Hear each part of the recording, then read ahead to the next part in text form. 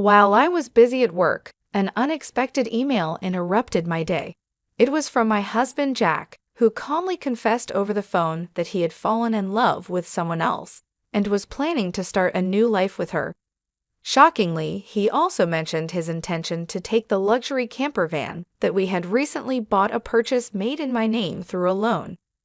Despite my efforts to reason with him, Jack disregarded my pleas, abruptly ended the conversation, and soon became unreachable. Eventually, he vanished with his new partner, leaving me and our 12-year-old son, Gary, burdened with a significant debt. My name is Lauren, a 40-year-old mother, navigating through life with Gary, a remarkably bright child who loves to read and discuss complex topics. Unlike Gary, Jack has always been unpredictable, rarely holding on to a job for long. Despite these challenges, he managed to keep a stable income for the past 4 years, which brought a sense of relief to our family's financial stability. Our family, despite its imperfections, had moments of joy and dreams of making lasting memories together. One of these dreams involved purchasing a $55,000 camper van to explore and create adventures as a family. Unfortunately, due to Jack's poor credit history, I had to secure the loan for the van under my name. The day we were supposed to celebrate the van's arrival, I was blindsided by Jack's email, in which he claimed the van for himself, citing the loan was in my name and I would be responsible for its repayments. This abrupt revelation, followed by his confession of love for another woman, left me in a state of shock and uncertainty. At 40, with a son to raise and a sudden financial burden, I found myself pondering our future, unsure of the next steps to take in this unexpected turn of events. What started as a fleeting connection unexpectedly grew serious, prompting Jack to declare his intentions to start anew with someone else and leave our shared life behind. During a brief and unsettling phone call, he referenced our previous discussions about divorce conversations that emerged during heated arguments. Jack stated he would proceed with the divorce, swiftly ending the conversation and leaving me in a state of shock. This moment was the stark realization of Jack's betrayal, a harsh revelation that hit me deeply. Despite my attempts to reach out to him following this exchange, he remained silent, never responding to my calls or emails. Upon returning home one day, I discovered the drawer where we kept important documents, including our discussed divorce papers, was empty. Jack had taken them. This left me facing the immense financial strain of a $55,000 car loan we had taken together. Amidst this turmoil, my son Gary noticed my distress. His worry became evident one evening when he approached me, his voice laced with concern, asking if I was okay, noting my lack of appetite and the unusual atmosphere at home. Caught off guard by his perceptiveness, I realized I could no longer shield him from the truth. Hesitantly, I opened up to Gary, sharing the painful details of what had transpired. His response was surprisingly mature. He seemed to have anticipated the changes in our family dynamics, although I sensed the news affected him more than he let on. Inwardly, I apologized to him, feeling a profound sadness for the upheaval in his young life. As the days passed, the weight of the situation took a toll on me, both emotionally and physically. My health began to decline, a fact I could no longer ignore when I found myself unable to stand during a training session at work. Despite my attempts to reassure my colleagues, I collapsed, my body succumbing to the overwhelming stress. When I awoke, I was in a hospital room, a stark reminder of the toll the ordeal had taken on me. Amidst the physical and emotional chaos, the support from those around me, especially Gary, became a beacon of strength, reminding me of the resilience needed to navigate through the aftermath of Jack's departure and the challenges that lay ahead. After receiving a concerning diagnosis from the doctor, I was admitted to the hospital for further tests. There, lying in the hospital bed, hooked up to an IV drip and staring at the stark white ceiling, I couldn't help but feel overwhelmed by the situation. It was supposed to be stress from emotional turmoil, Yet there I was, feeling utterly defeated. As tears began to flow, my son Gary, who usually maintains his composure, burst into the room, his face etched with worry. His sudden appearance prompted me to quickly dry my eyes. "Mom, what's going on? It's not serious, is it? You're not going to leave me, are you?" he asked, his voice laced with fear. "Of course not, sweetheart. I could never leave you," I reassured him, attempting to mask my own fears. Gary explained how he had been notified by his school teacher about my hospitalization, how shocked and scared he had been. Despite his maturity, he was still just a 12-year-old boy, a realization that steeled my resolve to recover. However, my health situation was more grave than I initially thought. Diagnosed with a serious illness, the doctor recommended immediate surgery. Following the doctor's advice, I underwent the procedure, and a month passed before I was discharged, a month since Jack had left us. Upon returning home, I found a demand letter for the car loan payment in the mailbox, a payment that should have been automatically deducted from my account. In a panic, I checked our finances, only to discover that our account, which previously held $30,000, was now almost empty, with just $55.90 remaining. It was clear to me Jack was responsible. The urge to confront him and demand the money back surged through me, but he was unreachable, and without the camper van he took, selling it to recover the funds wasn't an option. The realization that Jack had not only taken the van but also drained our savings hit me hard. Physically weakened and financially devastated, I felt utterly helpless. Gary, sensing my despair, offered a comforting touch, his hand on my forehead. "You look pale, Mom. Are you okay?" His innocence and concern were touching, yet it pained me to admit the reality. "Physically, I might be fine, Gary, but your father took more than just the car, he took all our savings too. I can't work right now because of my health, and we're out of money. I just don't know what we're going to do," I confessed, the weight of our predicament pressing down on me. Despite the challenges, Gary's unwavering support provided a glimmer of hope. Together, we faced an uncertain future, but his resilience reminded me of the strength we shared as a family, even in the darkest of times. Motivated by my son's determination, I found myself pulling away from the grip of despair. "I see, then I'll find some work too," I declared, bolstered by my 12-year-old son's resolve to contribute by delivering newspapers and looking for work online. It wasn't the time to feel defeated. "Sorry for worrying you, Gary. I can't let myself be weakened by this. I'll shift my mindset and do everything in our power," I said, offering him a reassuring smile. Gary's smile mirrored mine, and then he proposed something wholly unexpected. "Let's figure out a way to get the camper van back from Dad." "How can we do that?" he asked with a spark of resolve in his eyes. "Yes, the camper van is registered in my name, but what can we do about that?" I pondered aloud, intrigued by his line of thinking. Gary then shared an idea so innovative it took me by surprise, an idea I hadn't considered. Despite not knowing Jack's whereabouts, Gary suggested we use technology at our fingertips. Recalling a family hiking trip where we had felt lost, we had bought Gary a kid's cell phone, equipped with a GPS app accessible by both Jack and me.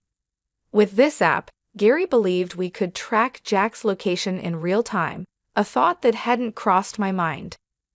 But what if we confront him and he manages to evade us again?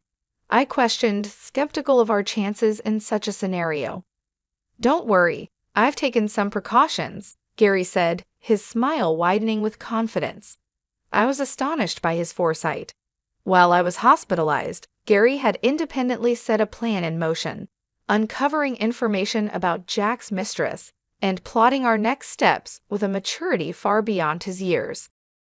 "All right, let's show Dad the consequences of his betrayal," I agreed, feeling a newfound strength with Gary by my side. Together, we prepared to face Jack, my son's intelligence and bravery filling me with pride. With Gary by my side, I feel invincible. Let's do this, I thought to myself, ready for whatever lay ahead. 2 days later, my phone rang. It was Jack, sounding desperate. "Ah, it's me. I need your help. The police are questioning me about you, and they might ask me to come to the station voluntarily. Please help me," he pleaded. "Oh, is that so? Just wait a moment," I replied, maintaining my composure. Gary and I quickly headed to the location provided, a forest park near our house known for camping. There we found Jack being interrogated by the police beside his car, his expression a mix of confusion and dismay. The tables had turned. With careful planning and the element of surprise on our side, we were ready to face Jack and reclaim what was rightfully ours, standing united and stronger than ever. I took a deep breath and requested some privacy from the police, suggesting that Jack and I needed a moment to discuss matters privately. With an air of discomfort, heightened by the watchful eyes of bystanders, Jack hastily ushered Gary and me into the car. Inside, we were greeted by the sight of Jack's mistress sitting with an air of defiance, but her presence was the least of our concerns at that moment. "Sorry for the inconvenience, and thank you for coming. But why did the police show up? I'm confused," Jack started, genuinely puzzled by the turn of events. "The reason is simple. I reported the camper van as missing because, in essence, it was stolen," I explained calmly, despite the absurdity of Jack's logic that presumed marital disputes excluded criminal activities. "But we're married. How can it be stolen?" Jack argued, not grasping the gravity of his actions. I reminded him, "You filed for divorce, remember? That means, legally, we're no longer a couple but strangers. Taking a vehicle without the owner's consent is theft." It was Gary, with his sharp understanding, who pieced everything together, prompting a weak justification from Jack that he had only borrowed the van temporarily. "Well, I need my car back now. Handing over the keys would be very helpful," I said, extending my hand towards Jack, who, albeit reluctantly, complied. It was then that Gary, in his straightforward manner, questioned his father's decision to abandon his family for another woman. Caught off guard, Jack fumbled for words, only to be interrupted by his mistress's boastful claim of being the more attractive choice, which she believed justified Jack's departure. Gary's stern rebuke silenced her, turning the focus back on Jack for an explanation. When Jack hesitated, Gary threatened to involve the police again, prompting a hurried admission. Jack revealed that Martha, the other woman, had joined his company 5 months prior, and their affair began shortly after. The revelation of Martha's pregnancy led Jack to the decision to leave us and start anew with her. "Why did you take the camper van?" I asked, aiming to understand the rationale behind his decision amidst the chaos of his actions and decisions. "After leaving my job, I contemplated selling the camper van for some extra cash. However, it seemed you had other plans, Jack, using it for your escapades. I figured it was too hasty to sell it immediately, so we took it for a trip instead." "But how did you keep track of all this?" Jack asked, puzzled. I reminded him of the little safeguard we put in place after Gary's fox misadventure during a family hike. "Remember, we bought Gary a child's phone and installed a GPS tracking app. You seem to have forgotten we installed the same app on your phone, so I've been aware of your whereabouts all along." To my surprise, Gary later confessed he had orchestrated getting lost on that hike as a ploy to secure a phone for himself, a revelation that highlighted his cunning and foresight. I had my suspicions about Dad, so I devised this plan to keep an eye on him, Gary admitted, showcasing his adeptness at strategy. "You're quite the formidable child, Gary. I strive never to be the kind of adult who betrays those who matter." Without a second thought, Jack said, a trace of realization in his tone. Confronted by the blunt truth from his son, Jack appeared defeated, a stark contrast to the empowered feeling Gary's assertiveness and maturity instilled in me. As a mother, this bolstered my resolve to ensure everything was settled justly. And about the $30,000 you took from our account. I pressed on. That money needs to be returned immediately. It was our family's savings. Jack protested, but we were married. I don't have to give it back. That's where you're wrong. The money was mine, saved painstakingly from before we were even together. Your history of quitting jobs never really contributed to our savings, did it? I countered, dismayed yet vindicated to learn how the money was frivolously wasted by Jack and his mistress. It was a moment that cemented my relief over our impending divorce. So this is how it stands. If you appropriated the van and my savings for your use, that's a criminal offense. I informed him, ready to address the matter legally if necessary. Jack, trying to dismiss the severity, retorted, I've already sent the police away. It's not their concern anymore, right? I only agreed we would have a discussion. This encounter underscored the stark realities and the necessity of standing firm, ensuring that justice was served for the sake of our family's future and dignity. In the midst of our confrontation, I made it clear that retracting the complaint was out of the question. In fact, I was determined to add the theft of my money to the existing report. Sensing the gravity of the situation, Gary, ever so ready, offered to contact the police immediately using a quick feature on his child's phone. Martha, who had been silently observing our heated exchange from within the confines of the camper van, attempted a swift exit but was met with a startling surprise. Outside, her parents awaited, their expressions a vivid display of rage and disappointment. Her attempt to leave was halted by their presence, and her apologies were drowned out by their furious reprimands. Why are you here? How did you find out? Martha stammered, caught off guard. I took the liberty of contacting your parents in advance, I revealed. This turn of events was made possible by Gary's initiative. During my hospitalization, he had visited Jack's workplace to share our distressing situation. Moved by Gary's genuine distress, Jack's colleagues connected the dots to Martha, leading to the discovery of her parents' address. Jack and Martha's overly familiar behavior had not gone unnoticed at the office, further fueled by compromising photos from the company's welcoming party for new employees. With this information and Martha's known commute from her parents' house, I sought out her parents, shared the ordeal we were enduring, and arranged for them to be present at this pivotal moment. Martha's frustration was palpable as she accused me of betrayal, to which I retorted with my own grievances. The conversation took an unexpected turn when I commented on Martha's noticeably pregnant state, questioning the due date of the baby she was expecting in 5 months. This revelation brought the timeline into sharp focus, revealing a glaring discrepancy with the duration of her relationship with Jack. Caught off guard, Jack could only stare in disbelief as the realization dawned upon him. The child Martha was carrying could not possibly be his, given the timeline of their affair. This revelation exposed not just the infidelity, but also the deception Martha had orchestrated. Caught in her web of lies, Martha's facade crumbled as she nearly confessed to her deceit. Jack, now faced with the truth, was forced to confront the consequences of his actions, and the reality that the life he thought he was building on a foundation of lies was crumbling before his eyes. Caught in the midst of deception, Jack's frustration boiled over as he accused Martha of ruining his life with her lies. "You're so gullible, not seeing through the lies at all.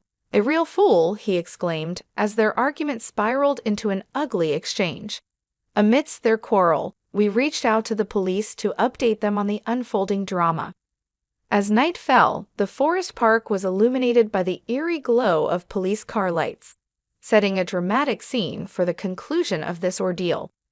In a moment of desperation, Jack pleaded for forgiveness, acknowledging his wrongdoings and vowing never to stray again. However, Gary, wise beyond his years, dismissed his father's sudden change of heart with a dose of reality. People don't change overnight, especially not someone as unreliable as you. Echoing Gary's sentiment, I made it clear to Jack that I could not trust his hollow promises. It's time for you to face the consequences of your actions at the police station. As for the money, worry about repaying it after you've served your time, I told him, firm in my resolve. Jack worried about his ability to repay the stolen funds if incarcerated, but I assured him that arrangements would be made. Once you're out, you'll work off your debt, including the $30,000 you took and child support for Gary. We'll calculate the total amount out, I explained, already having a plan in place for his employment and repayment. Turning to Martha, I reminded her of her role in this debacle. You might consider yourself merely a bystander, but you're complicit in Jack's actions. Be ready to face the consequences. Her plea for help from her parents was met with rejection. They could not support a daughter who brought trouble upon others. Eventually, Jack and Martha were taken into custody, a testament to Gary's strategic thinking.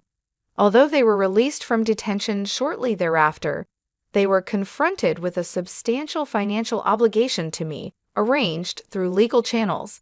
I successfully claimed $30,000 in damages and secured a child support agreement from Jack amounting to $800 monthly for Gary.